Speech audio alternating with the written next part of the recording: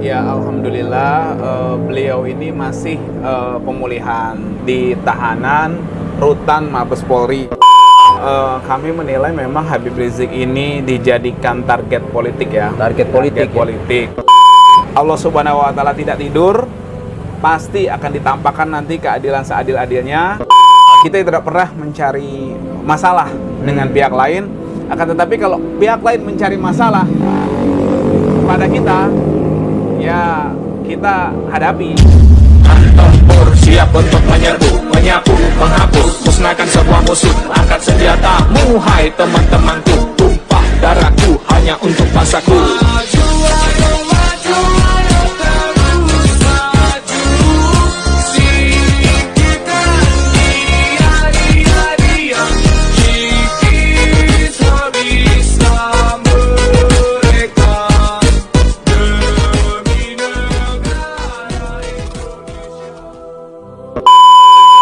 Assalamualaikum warahmatullahi wabarakatuh. Alhamdulillahirabbil alamin. Bersyukur kepada Allah Subhanahu wa taala. Allahumma sholli ala sayyidina Muhammad wa ala ali sayyidina Muhammad. Bersalawat kepada junjungan Nabi besar, Nabi agung Nabi Muhammad sallallahu alaihi wasallam. Yang kita nih sebagai umatnya pasti mengharapkan syafaat yaumil qiyamah nanti, amin ya rabbal alamin. Alhamdulillah, pada kesempatan ini kami bersilaturahmi dengan Bang Aziz Yanuar selaku kuasa hukum Habib Rizik Syihab, yang alhamdulillah kami ini mengabarin beliau dadakan, dan alhamdulillah beliau ini memberikan waktu untuk kami untuk cakap-cakap, untuk ngobrol-ngobrol, tidak lain dan tidak bukan untuk membahas suatu hal yang sangat penting bagi pecinta-pecinta Habib Rizik dan pecinta-pecinta Habib Bahar serta Front Persaudaraan Islam. Pada kesempatan ini kita tanyakan dulu kabar beliau ya. Bang Aziz, sehat Bang Aziz? Alhamdulillah Habib sehat. Masyaallah. Masyaallah. Nah, kalau kita udah menanyakan kabar beliau Bang Aziz, pastinya kita akan masuk pada inti-intinya. Enggak panjang lebar. Kita pasti menanyakan tentang perihal kabar beliau Habib Rizik. Lalu kita tanyakan lagi bagaimana langkah kedepannya sebagai kuasa hukum untuk masalah terkait tersangkanya Habib Rizik dari beberapa tersangka tersebut. Mudah-mudahan nih bisa menjadi info manfaat untuk kalian semua. Bang Aziz, ini mau tanya Bang Aziz, kabar beliau Habib Rizik ini gimana kabarnya?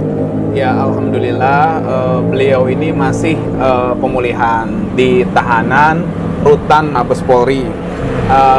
Beliau masih proses untuk memulihkan kondisinya. Karena seperti kita tahu, awalnya beliau itu masuk tahanan itu kondisinya masih belum pulih benar. Di rumah sakit sudah dikejar-kejar, di teror tanda petikan, sampai akhirnya masalahnya bergulir sampai saat ini. Kemudian ya akhirnya ala kulli hal beliau masuk tahanan di Polda, terus dipindah ke Mabes Polri. Kondisinya ya seperti kita tahu bahwa beliau itu sakit di lambungnya sering kambuh. Sakit di lambungnya sering kambuh, kemudian itu memicu sesak nafasnya beliau. Dan itu faktanya memang seperti itu. Dan alhamdulillah pihak dokter, baik Dokes Polda Metro maupun Mabes Polri sangat baik pelayanannya, profesional dan humanis. Dan juga pihak Tahti, baik Polda Metro Jaya, Rutan Narkoba Polda Metro Jaya, dan saat ini Rutan Tahti Mabes Polri, alhamdulillah profesional juga melayani dan memperhatikan kesehatan Habib Rizik Syihab. Kami berterima kasih dan mengapresiasi. Kemudian terkait dengan pertanyaan selanjutnya, langkah-langkah kedepannya, ini ada beberapa kasus lagi, terutama yang update adalah dilaporkannya beliau oleh PTPN 8. Nah, ini sederhana saja respon dari kami, hasbunallahu wa ni'mal wakil, nikmal maula wa ni'man nasir. Kita tidak pernah mencari masalah dengan pihak lain, akan tetapi kalau pihak lain mencari masalah pada kita, ya kita hadapi gitu. Permasalahan hukumnya insya Allah akan kita hadapi, argumen-argumennya, lalu kemudian segala hal terkait permasalahan hukum beliau, insya Allah kita siap untuk menghadapi dari tim hukum Habib Rizik Syihab maupun dari bantuan hukum Front Persaudaraan Islam. Nah, kayaknya tuh kasusnya Habib Rizik kayak datang lagi, Iya. sampai sekarang udah menjadi berapa tersangka ini kayaknya? Maksudnya dalam yang sampai detik ini tersangkanya di kasus kerumunan Petamburan, kemudian kasus kerumunan Megamendung, kemudian kasus Rumah Sakit Umi, kemudian tiga itu, tiga itu yang sudah dilaporkan terkait hal di luar hal ini. Pondok Rangon terkait Undang-Undang ITE, kemudian pelaporan PTPN 8 kemarin. Gitu. Tapi yang baru jadi tersangka ini 3 ya Bang Aziz? Ya, di luar kasus fake chat sebelumnya ya. Itu juga kan dibuka kembali. Lagi.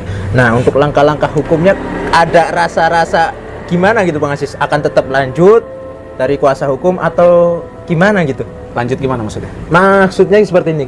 Kan kadang kan ada orang, aduh ini kasusnya Habib Rizik ini terlalu banyak, kita nggak kuat atau lain sebagainya. Nah ini dari tim kuasa hukum gimana ini? Enggak, karena kita tidak pernah melihat tantangan-tantangan itu sebagai halangan. Tapi kita melihat ini terlepas bukan kita berbahagia ya, bukan. Akan tetapi kita di sini menunjukkan pembelaan kita. Yang bisa berdoa, mari kita berdoa. Yang bisa bersuara, mari kita bersuara. Yang punya media, mari kita lewat media.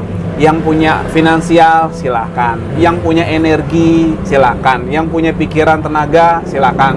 Alhamdulillah kami memiliki terkait kemampuan hukum dan juga advokasi serta niat yang mengawali semua itu tadi. Insya Allah maju terus.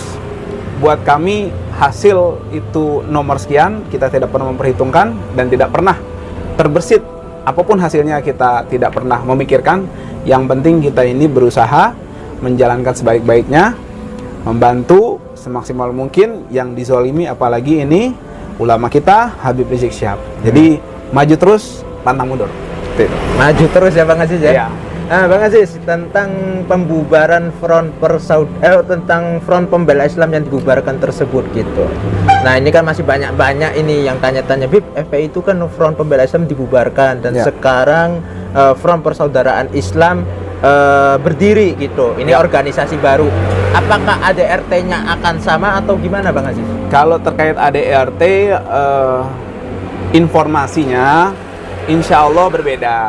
Beberapa hal sangat berbeda karena memang itulah gunanya, namanya juga berbeda kan, seperti itu. Jadi insya Allah berbeda, akan tetapi tujuannya insya Allah sama.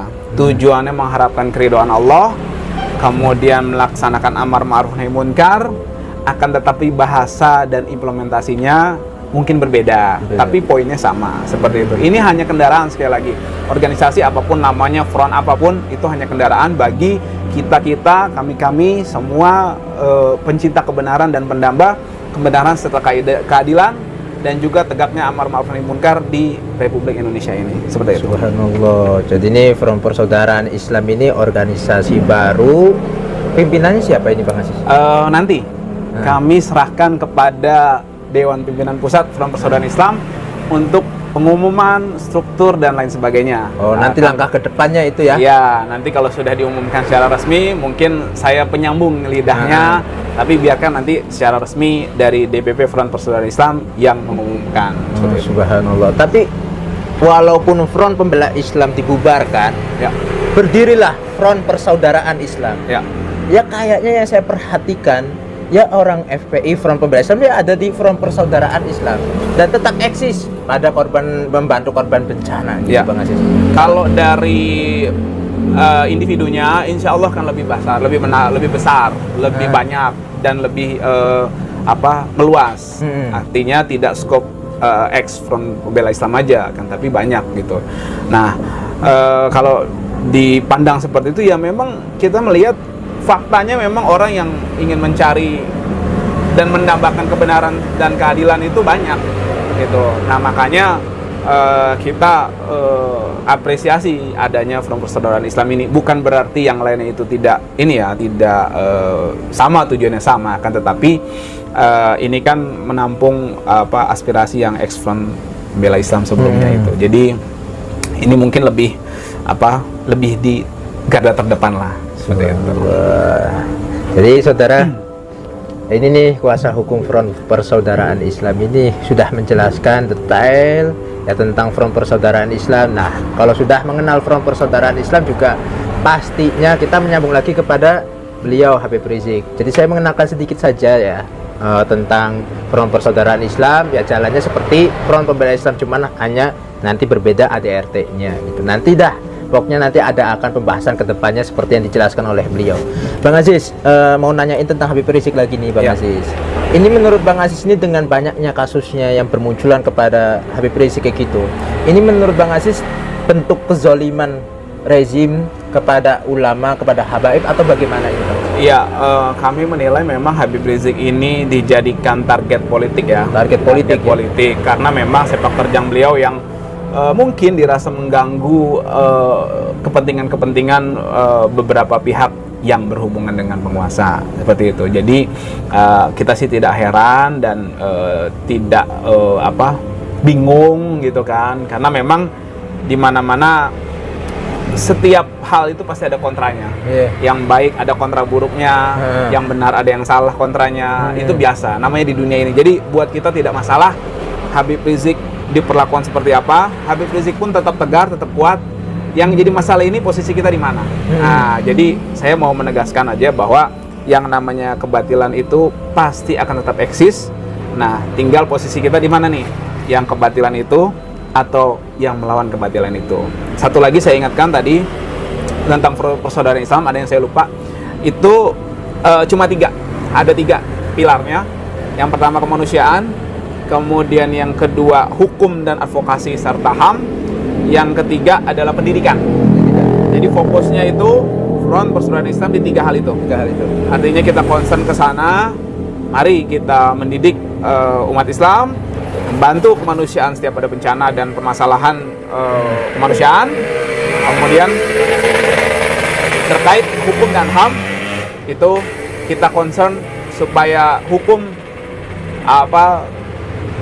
tidak lagi menjadi alat politik, kemudian hukum ini membawa keadaan yang damai, aman, nyaman, dan tentram kepada masyarakat dan adil terhadap umat Islam khususnya dan juga masyarakat Indonesia secara umumnya. Bang Aziz ini kan masih gimana ya, masih masyarakat ini saya menyampaikan apa yang disampaikan oleh masyarakat terkait tentang pembekukan atau pemblokiran rekening Front Pembela Islam gitu. Ya. Ini menurut Bang Aziz gimana Bang Aziz? Ini masih terus-terusan nih berita kayaknya ada lagi. Masyarakat ini yang pecinta FPI kayak merasa kecewa. Kenapa ini uang masyarakat yang katanya diambil dan lain sebagainya? Menurut Bang Aziz gimana? Ya, jadi inilah yang kita lihat memang ada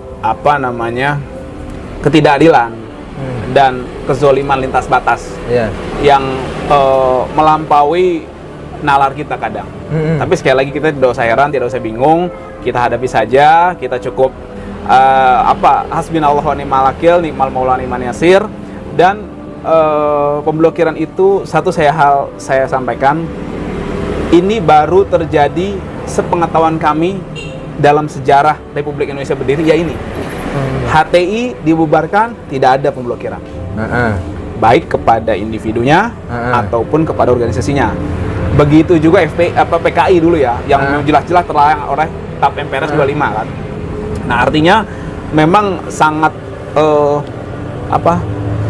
sampai ke ubun-ubun ya kebenciannya itu, sehingga akal sehatnya hilang, sehingga apapun dilakukan untuk memfitnah. Padahal kami ingatkan, fitnah-fitnah, tuduhan-tuduhan keji itu tidak lain tidak bukan malah akan menjerumuskan mereka lah ini yang punya kedengkian ini. Makanya kita sampaikan bahwa Allah Subhanahu wa Ta'ala tidak tidur, pasti akan ditampakkan nanti keadilan seadil-adilnya.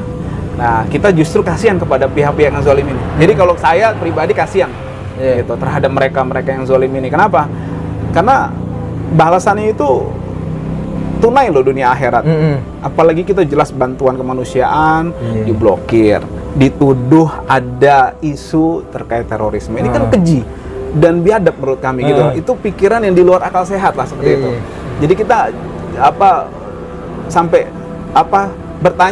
bertanya-tanya apa yang ada di benak mereka ini gitu loh.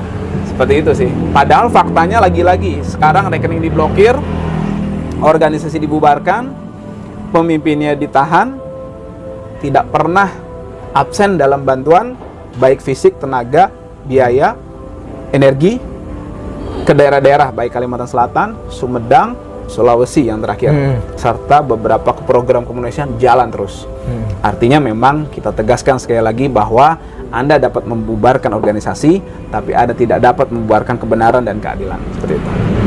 Nah, katanya Bang Aziz ini di berita juga katanya rekening FPI tersebut diduga digarong gitu ya Bang Aziz ya? Iya. Digarong gitu. Nah, ini kan jadi pertanyaan masyarakat, yang garong itu siapa gitu? Yang garong itu adalah pihak-pihak yang bukan cuma haus menzolimi orang, tapi juga rakus terhadap duitnya gitu. Kenapa? Karena dengan melakukan pemblokiran ini secara hukum, kalau memang dari pihak yang terblokir ini tidak melakukan keberatan atau menyampaikan keberatan, di bawah 20 hari, maka dananya itu akan otomatis dibawa ke penyidik. Gitu kan, dan kemudian diproses, akan makin sulit nanti seperti itu. Nah, artinya ya memang motif menggarong ini kan macam-macam, dan caranya juga macam-macam. Tapi ala kulihal kita serahkan lagi kepada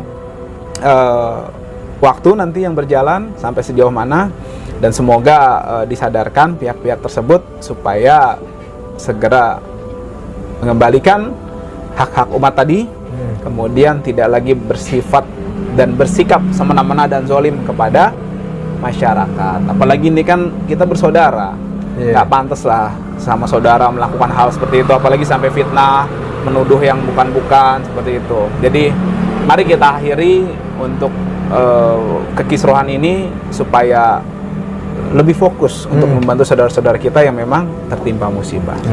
Sebelum kita tutup nih Bang Aziz, Bang Aziz tolong dong untuk bisa menyampaikan pesan-pesan untuk pecinta-pecinta Habib Rizik, pecinta ulama habaib, pecinta Front Persaudaraan Islam sebagai organisasi baru. Gitu. Silakan Bang Aziz. Ya, terima kasih. Saya hanya berpesan bahwa pesan Habib Rizik, lanjutkan revolusi akhlak, bantu setiap daerah yang terkena bencana dimanapun di seluruh Indonesia, tanpa mengenal suku, agama, ras, dan asal-usulnya. Bantu tanpa pandang bulu, lakukan ikhlas semata-mata mengharapkan keridhaan Allah. Dan juga Front Persaudaraan Islam akan fokus kepada 3 hal: kemanusiaan, pendidikan, dan juga advokasi hukum dan HAM. 3 hal itu untuk mencapai Indonesia yang lebih baik. Mari kita bergandengan tangan, kita semua sesama anak bangsa bersaudara, hentikan kekisruhan ini. Semoga Allah melindungi kita semua. Demikian, Habib. Masya Allah. Terima kasih Bang Aziz atas waktunya. Sama-sama, mudah-mudahan ini menjadi info manfaat untuk para penonton nih. Amin. Siap, insya Allah. Jadi saudara, mungkin ini saja ya dari kami. Mudah-mudahan apa yang disampaikan oleh beliau dan apa yang disampaikan oleh saya sebagai perwakilan masyarakat bisa menjadi manfaat untuk masyarakat khususnya. Mudah-mudahan ini bisa bermanfaat. Waalaikumsalam warahmatullahi wabarakatuh.